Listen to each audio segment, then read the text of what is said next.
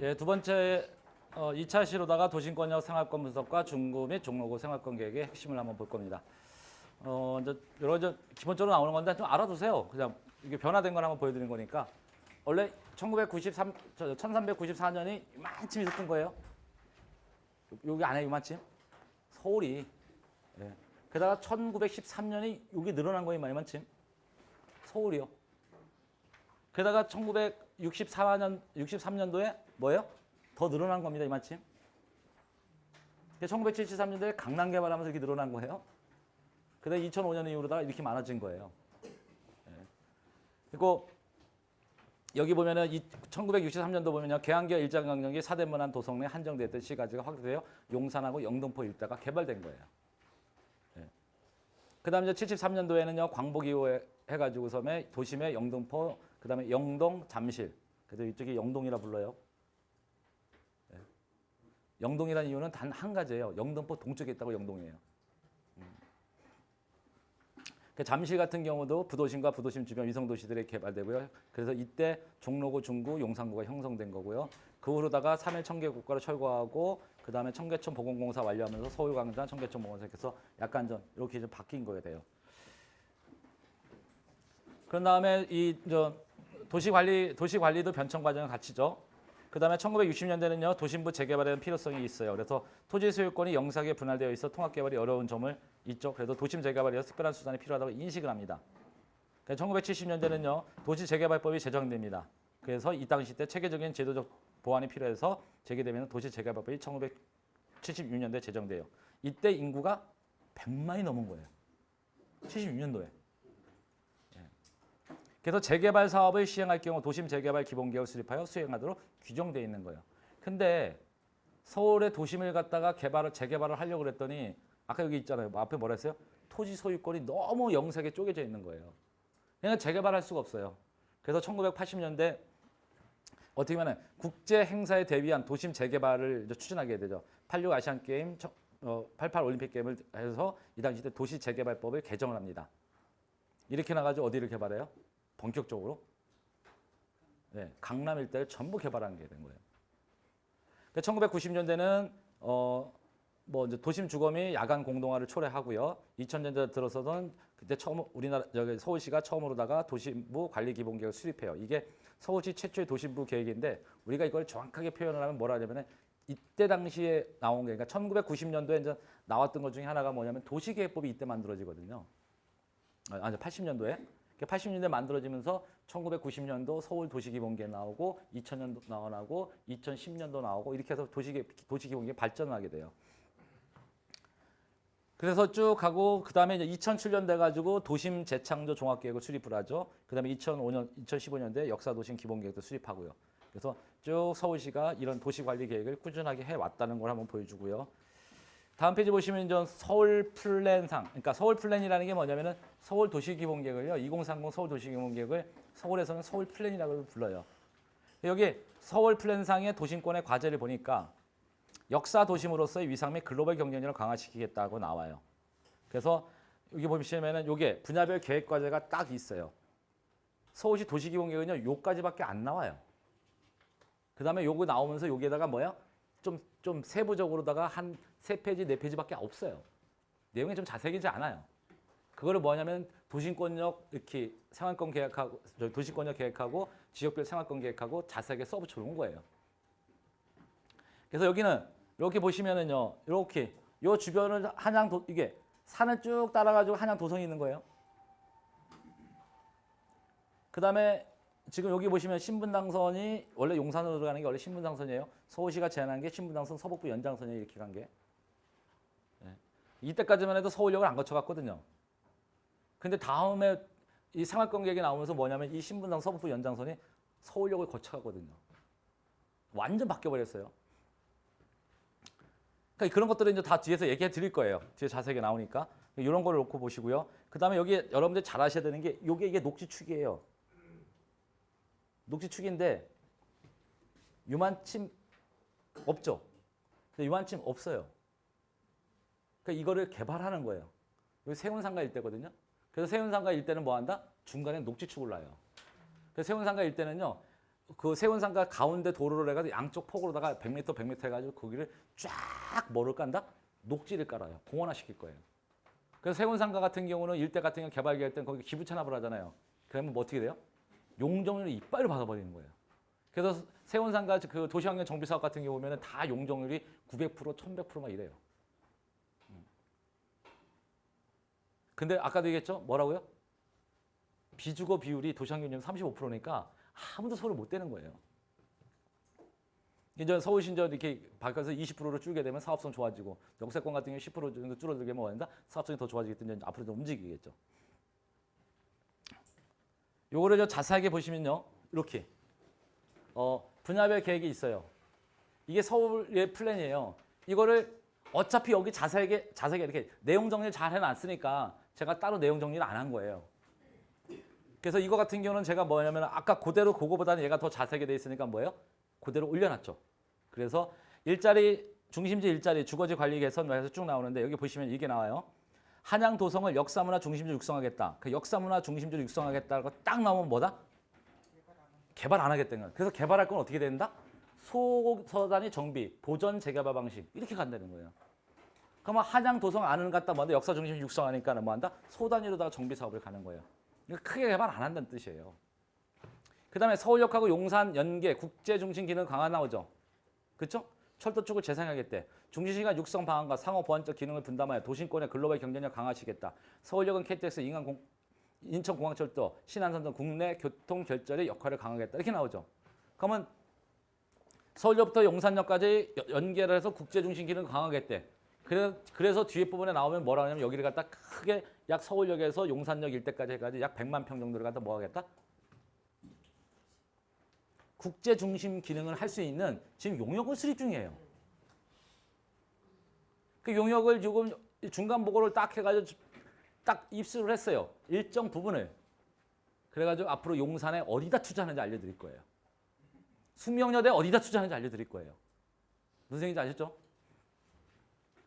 그 다음에 이제 주거지 같은 경우 주거지 관리 및 개선은요. 노후 그 밑에 보세요. 도심 주거 확충에서 도심부 활력 했는데 그건 빼고 두 번째 보면 노후 주거지 주거 환경 개선 및 기반 시설 확충이 나오죠.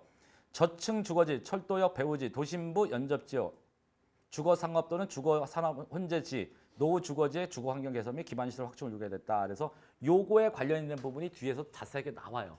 그냥 도시 정비, 주거 환경 정비 이런 거 할 때 설명해 드릴 거예요.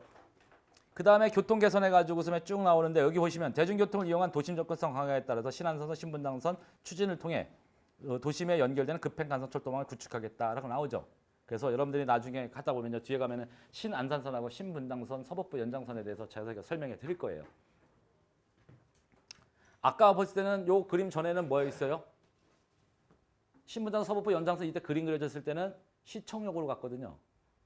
근데 여기서는 뒷부분에 가서는 생활권계획에서 뭘로 가냐면 서울역으로 가요. 그러니까 서울역이 더 확정된 거예요. 그러니까 그 이유도 설명해 드릴 거예요. 왜 그렇게 갈 수밖에 없는지. 그 다음에 나머지는 쭉 한번 보세요. 나머지는요. 네. 여기 맨 밑에 하나 있네. 어디 갔어? 여기 밑에 보면 도시명 특화 산업 육성이 있죠. 맨 밑에 지역 특화할 때 도시명 특화 산업 육성. 그래서 산업 및 특정 개발 진흥지구 지정을 검토하겠다. 산업 공동체가 중심되는 계획을 수립하고 그다음에 그 옆에 보시면 또 하나 나오죠. 노후 철도축 재생을 통해서 지역 활성을 유도하겠다라는데 여러분들 노후 철도축 재생은요. 전부 다 뭐예요? 철도 지하화 계획이에요. 예. 그다음에 여기 보면요. 특정 개발 진흥지구 있죠. 특정 개발 진흥지구요.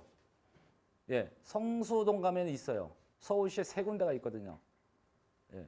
그러니까 성수동에 있는데 성수동이 어떻게 발전 계획을 잡아져 있는지 뒤에서 설명해 주면서 또 뭐냐면 그런 자리에 어떻게 투자를 해야 되는지 알려드릴 거예요. 이것만 보시면 돼요. 이런 거 있다. 그 다음에 여기 이슈별 계획 중에서 보시면 여기 보시면 뭐라고 써 있어요? 역세권과 대중교통 중심의 공간구조를 형성하겠다 나오죠. 역세권과 대중교통 중심의 공간구조. 공간구조라는 게 뭐냐면요. 도심, 광역중심, 지역중심, 지구중심 이런 게 전부 다 뭐로 된다? 역세권이에요. 그러니까 역세권이 되게 중요하다 여겨야 돼요. 앞으로요. 그 다음에 역세권, 그래서 역세권 중심을 뭐 하겠다? 입체 복합화 한다고 나오죠. 입체 복합화. 게다가 거기다 여러분들이 제가 잘 쓰는 말 하나 써놓으셔야 돼요. 고밀 복합개발. 고밀. 입지 복합화란 말은요 이런 거예요. 고밀 복합개발. 그리고 얘하고 같은 용어를 뭐라고 쓰냐면은 영어로다가 컴팩트 시티란 말을 써요. 같이요. 압축도시란 얘기예요. 압축도시. 이 두 가지는 항상 따라다녀요. 근데 얘가 두 개가 다 뭐다? 어디 있다? 역세권이란 말이에요. 그러면은 여기 역세권을 굉장히 강조를 하기 때문에 여러분들은 그걸 알아내셔야 돼요. 그래서 뭐냐면 신규 역세권이 뭐한다? 투자 가치가 굉장히 좋다는 얘기예요. 그러면 또 신규 역세권이 아니라 기존에 하나, 철도 노선이 하나만 가는데 추가로다가 두 개, 세 개씩 간다. 얘 그럼 어떻게 돼요? 투자 가치가 엄청나게 높다는 거예요. 만약에 여러분들이 저한테 2014년도쯤에도 늦어도 2014년도 아니면 제가 강의를 처음 시작했던 2012년도에 제가 그런 얘기 했는데 2012년도에 제가 뭐라 했냐면 왕십리 투자를 했거든요. 왕십리 역사 주변, 역세권 주변에다가. 그 당시 때 다가구 주택이 얼마 했었냐면은 보통 4억에서 7억 정도 주면 다가구 주택을 샀어요. 지금 왕십리 역세권에 있는 다가구 주택은 얼마 하냐면은 최소 20억에서 많게는 40억 갑니다. 왜 그럴까요? 왕십리에 철도 노선이 몰려있기 때문에 그런 거예요. 그리고 왕십리에서는 서울시 근교까지 뭐한다? 서울시 인근까지 뭐한다 하면 경계선까지 뭐한다? 다 30분 안에 가요. 왕십리에서 타면은. 그냥 직장인들이 제일 좋아요. 회사 때려쳐도. 다른 노선은 아무 데나 가도 살 수가 있어. 얼마나 좋아요. 그래서 왕십리가 뜨기 시작한 거예요. 그때 당시 때 되게 재미있었는데 왕십리 복합 역사를 갖다가 그 당시 때 개통에 했거든요. 그래고 나서 여러분들 옛날에 혹시 한양대 하숙촌이라고 아세요? 한양대 하숙촌. 한양대 입구 들어가다 보면은 철길 건너서 한양대 입구 들어가다 보면은 언덕백으로 올라가잖아. 한양대 여기서. 그렇죠? 왼쪽으로 도로 따라서 2차선 도로 따라 쭉 따라 내려오면은 골로다 쏙 가면은 거기가 한양대 병원 쪽에 있는 데가 그 바로 한양대 병원 맞은편 쪽이 뭐냐면 한양대 옛날 하숙촌 집이에요. 지금 하숙촌 하나도 없어요. 전부 다 근린상가예요. 왜냐면 왕십리 복합 역사를 만들어 놓고 뭐한다? 출입구를 거기다 두 개를 뺀 거예요. 옛날엔 거기에 뭐예요? 섬이에요, 섬. 독립된 섬. 그 다음에 하숙촌이었거든요. 근데 왕십리 역사를 복합 역사를 만든 거기다 출입구 두 개 빼버리니까 어떻게 돼요? 상권이 형성되잖아요. 그래서 하숙집들이 다 뭘로 바뀌어요? 다 음식으로 바뀌어버린 거예요. 싸그리 다. 거기 가면 아예 그냥 딱 거기 하숙집 하나도 없어요. 지금. 근데 2012년에 그렇게 강조했는데 그때 2012년에 안 산 사람은 대부분이에요. 그 다음에 상위 관련 계획을 한번 볼 거예요. 여기 권역별 계획에도 상위 관련 계획이 있거든요. 그래서 상위 관련 계획은요. 중요한 거 있잖아요. 얘가 들어간 이 상위 관련 계획이 되게 중요한 게 되게 많아요. 그래서 그런 것만 집어넣을 거예요. 다 안 집어넣을 거예요. 그럼 여러분들이 권역별 생활권 계획을 분석할 때는 뭐부터 본다? 서울도시공계에 이런 내용이 있더라. 그렇죠? 그러면 서울도시공계에 있으면서 서울도시공계 밑에 하위 계획이 이게 다 이런 상위 계획들. 그러니까 이 생활권 계획보다는 얘가 좀 상위 계획이거든요. 이런 상위 계획들이 뭐한다? 다 있어요. 이런 것들이 어떻게 정리가 되어 있는지 한번 볼 거예요. 그래서 일단 먼저 2025 도시 및 주거환경 정비 기본계획이라고 해서 이게 2015년 나온 거거든요. 여기에 봤더니 지역 특성을 반영한 도심권의 주거환경 정비 보전 관리 계획을 제시를 했대요. 잘 보세요. 하나는 정비, 하나는 보전, 하나는 관리예요. 그럼 정비는 뭐예요? 재개발, 재건축하는 거고 보전은요. 개발 안 하겠다는 거고요. 관리는요. 주거환경 개선 사업, 주거환경 관리 사업 가겠다는 얘기예요. 옛날에는 재개발, 재건축하면 다 뭐 했었어요? 싸그리 철거하고 새로 짓는 거예요. 지금 어떻게 한다? 안 해요. 그러니까 옛날에 철거 방식에서 바뀐 거예요. 뭘로? 정비, 보전, 관리 방식 세 가지로 바뀌었다는 걸 꼭 아셔야 돼요. 아직도 여러분들이 뭐냐면 도정법 보면 맨날 하면 다 철거 방식인 줄 알아요. 아니에요. 철거 방식은 바뀌었다는 걸 알아두셔야 돼요. 그래서 도심권 주거지 관리 방향은 도시명 주거의 계획적 도심 주거 기능 확충할 때 도심부 활력 증진하겠다. 역사 장소성을 보유한 특성 주거지 보전 및 관리하겠다. 그래서 한옥 밀집 지역 성과 궁궐 주변을 뭐 하겠다? 보전 및 관리예요. 얘는 개발 안 하겠다는 뜻이에요. 그러면은 한양 도성이 지나다니는 그 성곽이 있죠. 그렇죠? 성곽 주변은 뭐 하겠다? 보전 또는 관리하겠대요. 그러면 그런 곳에 가가지고 섬에 싸게 나왔다가 덜컹 잡으시면은 안 되는 거예요. 그런 데는 어디다? 내가 죽을 때까지 살러 들어가는 거지. 왜 주변 환경이 싹 바뀔 거니까. 공원화되고 싹 바뀔 거니까. 주거 확률이 높아지잖아요. 근데 투자 가치는 없다 이거예요. 그리고요, 도심권 주거지 중점 계획 방향, 역사 도심의 장소 특성을 고려한 주거지 정비 보전 관리를 하겠다. 그러니까 문화재 보전 가치를 보유한 특성 주거지를 보전 관리하겠다. 그 성곽 주변 한번 보세요. 노후 주거지를 보존형으로 환경 개선하겠대요. 그럼 뭐예요? 성곽 주변은 보존하면서 뭐 하겠다? 관리하겠다는 거예요. 여기 개발 소리 전혀 안 나와요. 그 다음에 도심 같은 경우는요, CBD란 말을 써요. 이거 아무것도 아니에요. 시트 빌딩 디파트먼트예요. 빌딩 지역이 많은 곳을 CBD란 말을 많이 써요. 그러니까 이런 거 도심과 연접한 주거지 특성을 고려해서 주거지 관리하겠다. 도심의 상업 업무 기능 확산에 따른 주거환경 관리, 주거산업 이런 것들을 관리하겠다. 그 다음에 쭉 나오죠. 그 다음에 맨 밑에 보면은 대규모 개발지에서 용산 지역 주변의 주거지를 체계적으로 관리하겠다. 그래서 난개발을 방지해서 생활권단의 주거지 관리를 들어가겠다는데 예전에 여러분들 그 용산을 갖다 국제업무지구로 해가지고 통합으로 개발한다 해가지고 오세훈이 들고 나왔을 때 난리가 났거든요. 그 당시 때 여러분들 되게 놀라운 게 있었는데요. 삼각지역 주변 같은 경우나 신용산역 주변에 엄청나게 그 당시 때 도시형 생활주택을 무지하게 때려주고 다가구도 무지하게 때려줬어요. 원룸이 특히 많이 때려줬거든요. 여러분들 그 당시 때 그 이렇게 그 보시면요, 가끔가다 이렇게 한번 떼어보잖아요. 원룸 그 다 구분 동기로 돼 있거든요.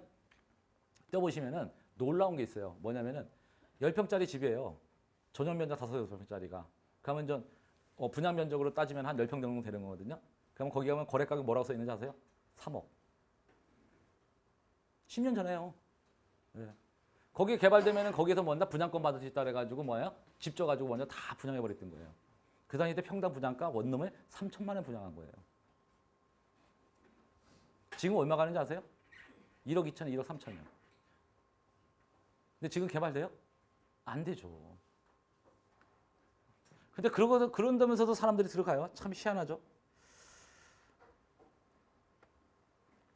아무튼 다음 페이지 보시면 역사 도심 기본 계획이 있어요. 왜냐면은 여기 아까 보시면 뭐냐면 여기가 한양 도성이잖아요. 그렇죠? 한양 도성 아니잖아요. 그래서 역사 도심 기본 계획이 있어요. 이것도 2015년에 나온 거예요. 여기에 보시면요. 역사 도심 기본 계획에 뭐라 하냐면은 여기에다가 그 역사 도심 기본 계획을 만들어 놓고 7개 지역 18개 구역으로 구분해서 이슈별 전략 계획과 공간 지침을 제시를 해요. 그래서 여기 보면은 여기 관리 유형이 있어요. 뭐냐면은 여기 보시면 관리 유형이 있죠. 밑에 보시면 우측 하단에 보시면 역사 도심이 갖는 지역의 다양성과 매력을 살리기 위해 구분하겠다. 그 다음에 뭐냐면은 높이 관리를 하겠다. 내사상과 도성으로 둘러싼 역사 도심에 어울리는 관리했다. 이 높이 관리가 뭐냐면요. 높게 못 올리겠다는 뜻이에요. 그렇기 때문에 뭐 한다? 이 한양 도성 안에는 높게 못 져요. 기본적으로. 그래서 그러고 나서 또 하나 뭐냐면은 여기 지역에 한강변 관리 기본 계획이 따로 있어요. 이런 거는 되게 좀 한강변 관리 기본 계획은요. 보기가 되게 까다로워요. 그러니까 일반적으로 도시계획을 공부를 안 하는 사람이면요. 도대체 저게 내용이 무슨 내용인지 잘 몰라요. 그래서 저도 강의하기가 가장 힘든 것 중에 하나예요. 아무튼 여기에는요. 이렇게 한강변 관리 기본 계획은요. 7개 권역에다 27개 지구를 가도 가이드라인을 다 제시를 한 거예요. 그래서 한강변을 갖다 어떻게 관리하겠다는데 여기 도심권은 이렇게 돼 있어요. 용산지구, 이촌지구, 한남지구 있거든요. 그래서 요들 지역에 갖다 어떻게 공간 관리를 하겠다. 이렇게 나와요. 그래서 여기 보시면은 쭉 나오는데 이건 뒤에 가가지고 하나하나 설명을 안 해드릴 거예요. 이거 설명하다가 한참 걸려요. 그래서 여기 역사 도심 기본 계획이나 이런 거는 중간중간에 가다 조금씩 설명해 드릴 거예요. 그때 가서 아까 보면 여기 뭐 경관 기본 계획도 보면 여러 가지 많거든요. 관리 계획이 되게 많은데 그런 거 뒤에 가서 설명 다 해드릴 거예요. 그 다음에 여기 되게 중요한 거 제가 맨 위로 올려놨죠. 그렇죠? 요거 다음에 요거예요. 요게 먼저 보시면 돼요. 2025 서울시 도시재생 전략계획이 나오는데 이거 2015년도에 나온 거예요. 우리가 도시재생 활성화 기본법이라 특별법 만들어 놓고 기본법 만들어 놓고 거기 기본법에 뭐라 써 있냐면 도시재생 전략계획을 다 만들어 써 있거든요. 인구 50만 이상 정도 도시는 전부 다 뭘 만들어라?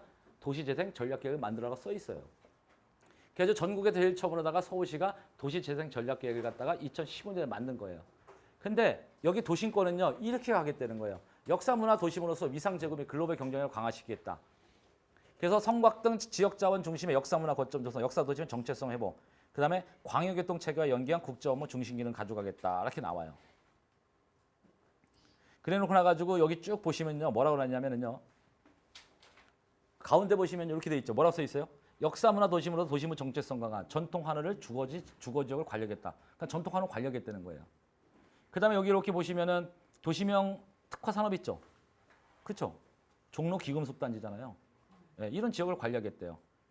그다음에 서울 역세권을 갖다 활성화시키겠대죠. 그럼 서울역 역세권을 활성화시키는 방법이 나올 거예요. 그다음에 여기 보면은 그 밑에 보면 노후 구릉지 주거지역 재생한다라 나오죠. 여기. 그렇죠? 여기가 구릉지가 많거든요. 속대 쪽 올라가는데 구릉지잖아요. 이런 쪽을 갖다 어떻게 관리하겠다 나오는 거예요.